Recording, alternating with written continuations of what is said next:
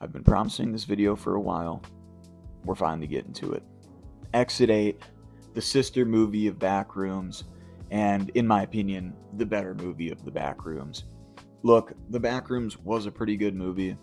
It had some good, creepy sequences, but I feel like overall, as a horror movie, it was pretty lacking.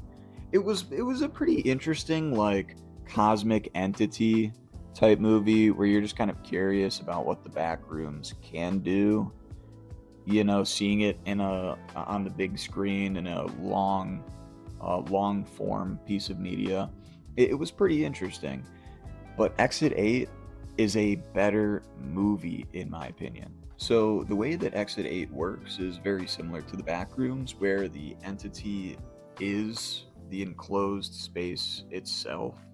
It has no, physical humanoid form, but it is just the actual area. Now, the rules for it are pretty simple, which this is one of the parts that I liked about the movie, is that there was a rule set to escape, which did follow the games. The back rooms is just kind of, an empty void where you go to die. But Exit 8 has a specific set of rules to actually escape it. Essentially, once you're stuck in the loop of Exit 8, you have to go through the loop, and if you see any anomalies, you have to stop before completing the loop and go back to the start. If you don't see any anomalies, just go through the loop normally, and each time that you guess the loop correctly by either continuing through with no anomalies or backtracking when you see an anomaly, it will count down from 8 to 0 to when the exit is finally opened. Now, the caveat to it is, it's low-key a benevolent entity. It wants to create personal growth. So it will challenge you while you are in the enclosed space to change something about your morality that you as a person actually would like to change. So at the start of the movie, the main protagonist, he sees some chick, getting berated on a public subway station. She's like pregnant or like has a kid with her, and he doesn't stand up for her. He then finds out that his girlfriend is pregnant and they're like considering abortion.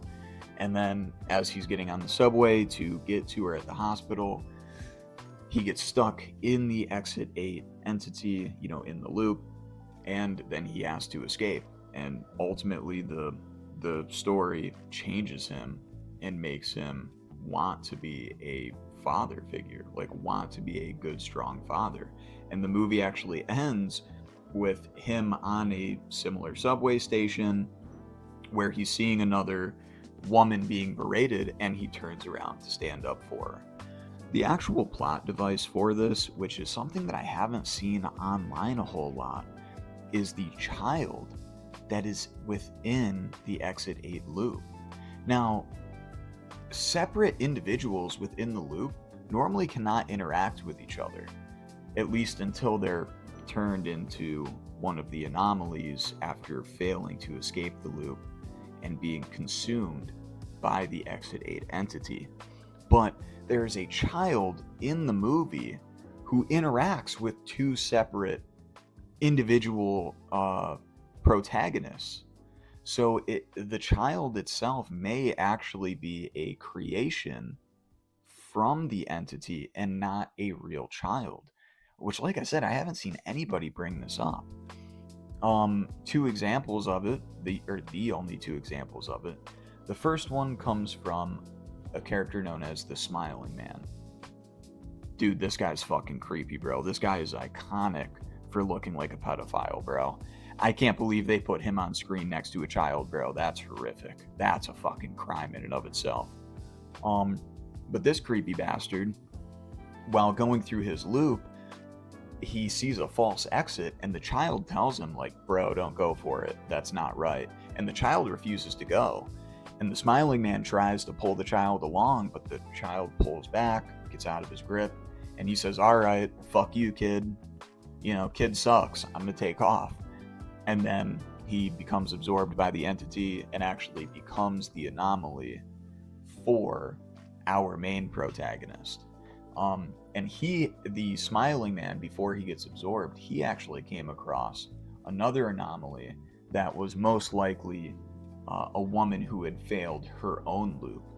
And that woman's creepy as fuck too. She smiles at him like, "Stay here, let's fuck." It's okay, dude. As long as you promise not to fucking eat my liver, sure. Yeah, well, maybe I'll stick around a little bit longer and hit. But the main protagonist, while going through the loop, the anomalies actually ramp up and become grotesque, demonic looking creatures, bro. You get these rats with like human face pieces on it, like ears and mouths and shit. That's kind of horrifying. You get like these scenes where blood just starts dripping from the fucking ceiling, really ominous. And the final test that he gets is a tsunami, like floods the whole exit 8, and he has to like sacrifice himself. He doesn't actually die, but he has to attempt to sacrifice himself to attempt to save the child that he was with. And that's ultimately what led to him being able to finish the loop and being able to escape. So, like I said, first off, great movie because there's real character development.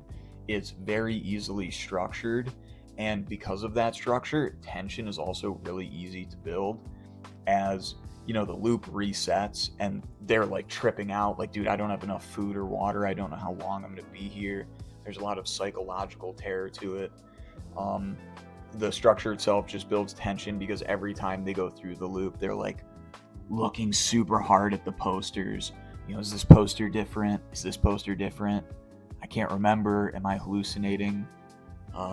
So there's a really good way that they play with the horror of it, that psychological thriller type horror, that was just a lot better than the Backrooms. And I'm not making this video to shit on the Backrooms. I'm making it to say, if you liked the Backrooms, you are going to like Exit 8. It is, in my opinion, a superior movie. And while the Backrooms lore in and of itself is a lot more expansive and a lot easier to get lost in, I think Exit 8 does a lot better in a one-off movie scenario. So anyway, guys, that's it for my breakdown on it. Definitely go check that shit out. I'm going to be making some more videos soon.